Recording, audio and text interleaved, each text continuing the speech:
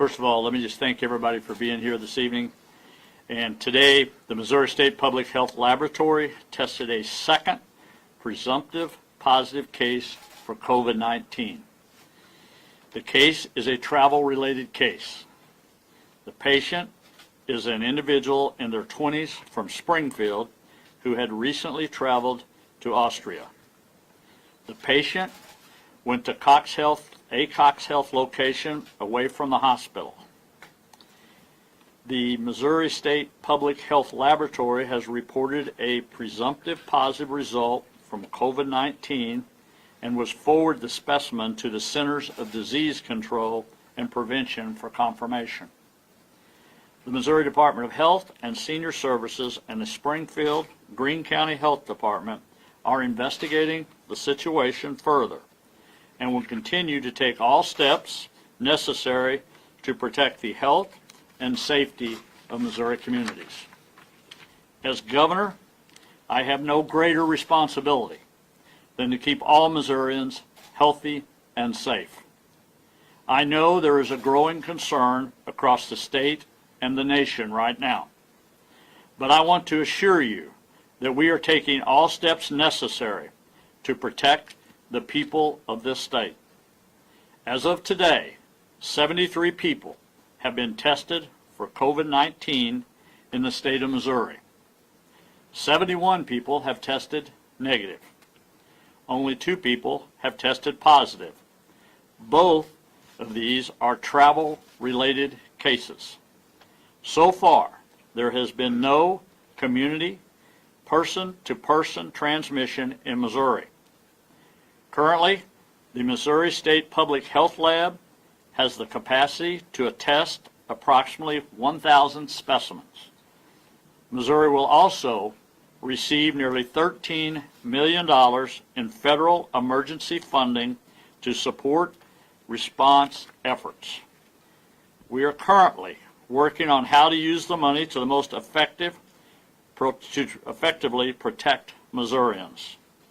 We are in daily communications with the Missouri Department of Health and Senior Services, our lead agency on this issue in Missouri.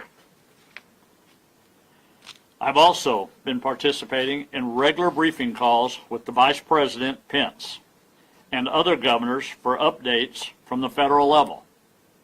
From the state and the local level, I have been holding regular briefing calls with mayors, county commissioners, and emergency personnel from across the state. We knew this was coming, and we are taking every precaution we can. We are actively taking steps to protect those under the state's care.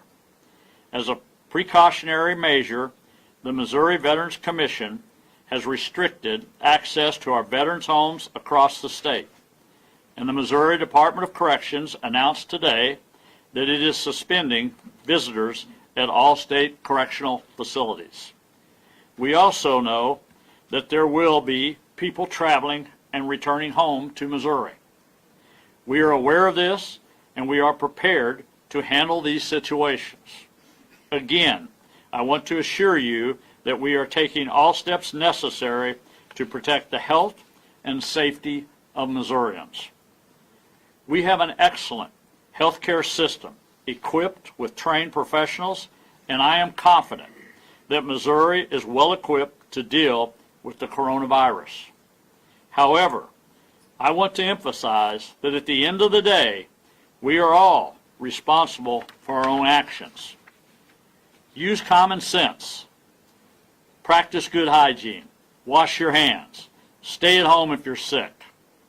And if you are told to self-quarantine, it is very important to follow those instructions. At this time, we have not declared a state of emergency for Missouri. My administration will continue to evaluate the situation and all options to provide the resources that are needed will be on the table. And state government will continue to operate and provide services to our citizens. Please know that this situation changes daily. We will continue to be proactive, and we will continue to work closely with the federal, the the state and the local health officials and emergency personnel and provide you with the most accurate, up-to-date information. I will now turn this over to Mayor McClure of Springfield. Ken? Governor, thank you, and thank you for your leadership and for that of Dr. Williams and the Department of Health and Senior Services.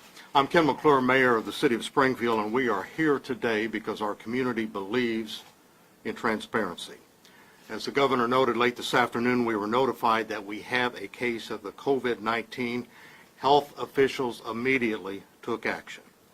We have the right experts at the table to help us chart our course forward.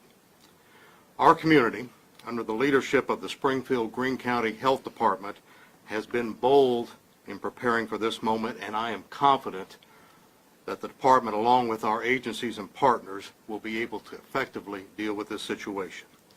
We have well-known experts who are up to the challenge.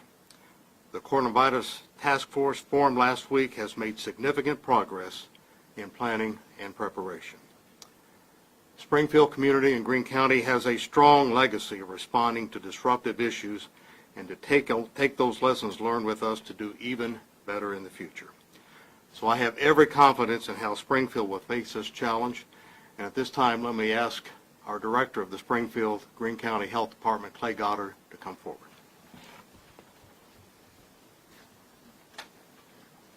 Thank you, Mayor McClure.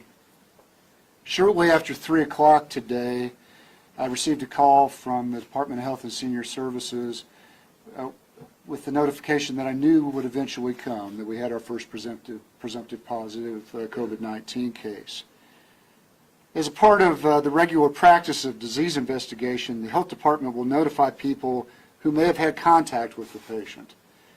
Additionally, we're working with the Centers for Disease Control and Prevention and the Missouri Department of Health and Senior Services to determine where the patient traveled after coming to the United States and any close contacts of that individual who were possibly exposed.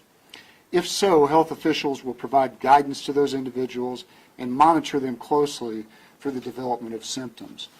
I am grateful that I'm in a community that has very strong cross-sectoral partnerships.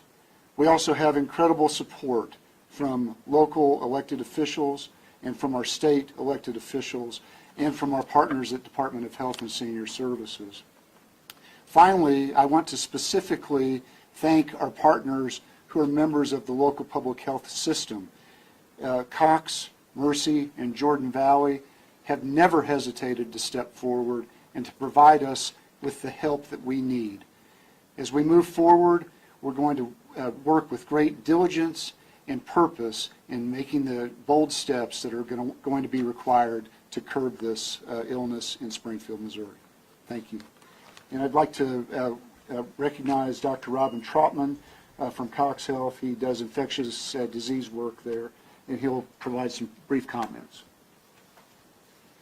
Thanks, Clay. So we'll talk about this particular patient in sort of a vague swath. We have set up our incident command structure in the system such that the CoxHealth systems has a incident command strategy of preparedness and education for our health staff. And what we found is that our first patient notified one of our clinics, a non-hospital based clinic. The clinic was prepared, the clinic was empty, the patient presented to an empty waiting room, was masked immediately, which is consistent with our strategy from a public health standpoint, was brought to a private room, had the appropriate testing performed. The patient had displayed symptoms consistent with COVID-19 and had traveled to a high-risk area. So our education that had been disseminated prior to arrival of this patient was timely.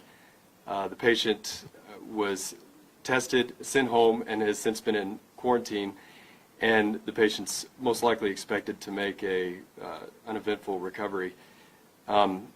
This particular patient had been generous enough to call our office, call the office of this particular clinic, and notify folks, and so that was really the public health key.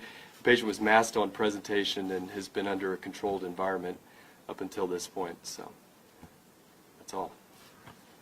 Okay, we'll open it up for a few questions. person had contact with very many people before being diagnosed, and how has that been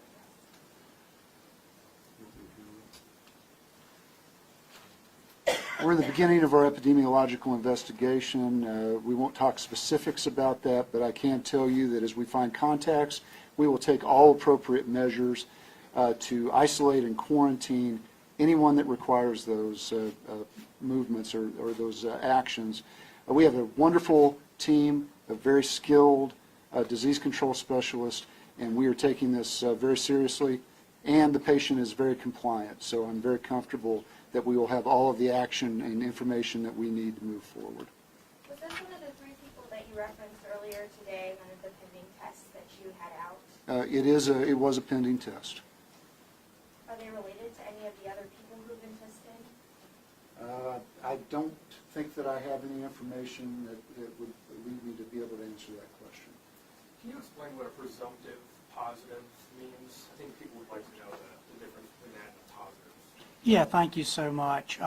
When we do the test, it comes back positive, and we call that presumptive because the CDC has to confirm it, even though it's done in our state lab.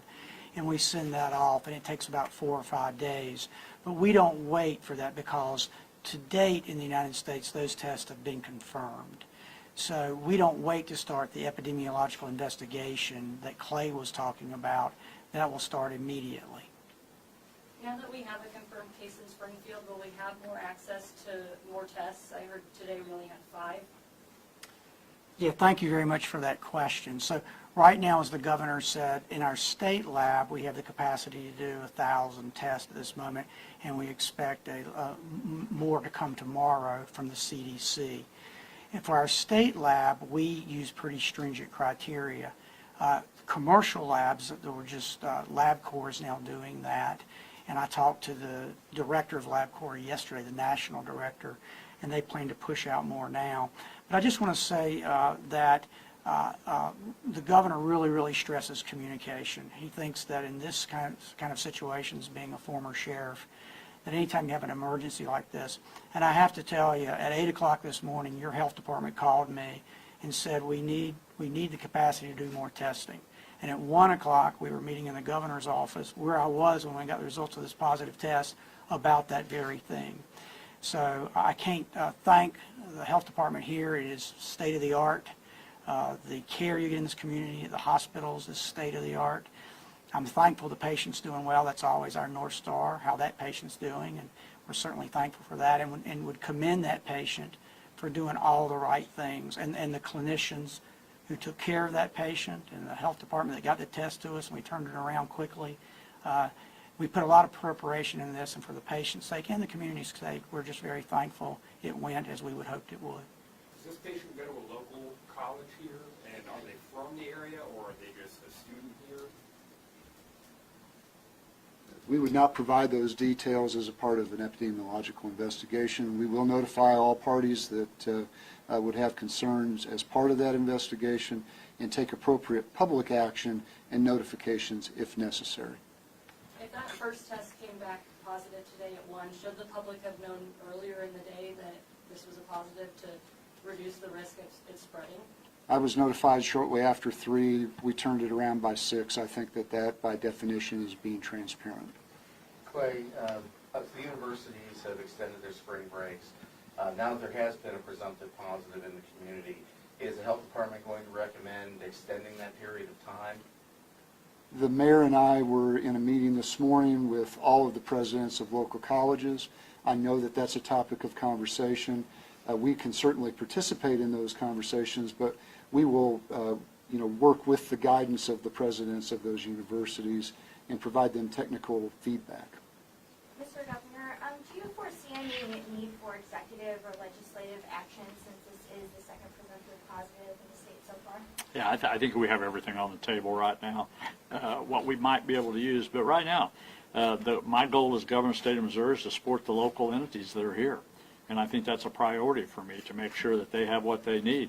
If that local authorities would ever get overwhelmed or feel like that they had to have support, then that's what we're here for. And we would do that. But right now, you've got a mayor here, you've got a health department, you've got medical facilities here, second to none right here in Springfield. So, I believe they're well capable of handling this. But we're here to help them. And I think the important thing is with the federal government, I think what everybody needs to realize a little bit, everybody's trying to get as much resources out there as you can. And it's not a question so much financially as the money. It's just a matter of companies and industry being able to have that output of the supplies we need. But I think everybody's working around the clock trying to make that happen. And you know, in time, Missouri will get their fair share of those things that are out there. But right now, I think for today, we feel comfortable that we're prepared. We'll have time for one more question. How long has this patient been back in the country since returning from Austria? I don't know that I have the answer to that question, and if I did, I probably wouldn't share it as part of the epidemiological investigation.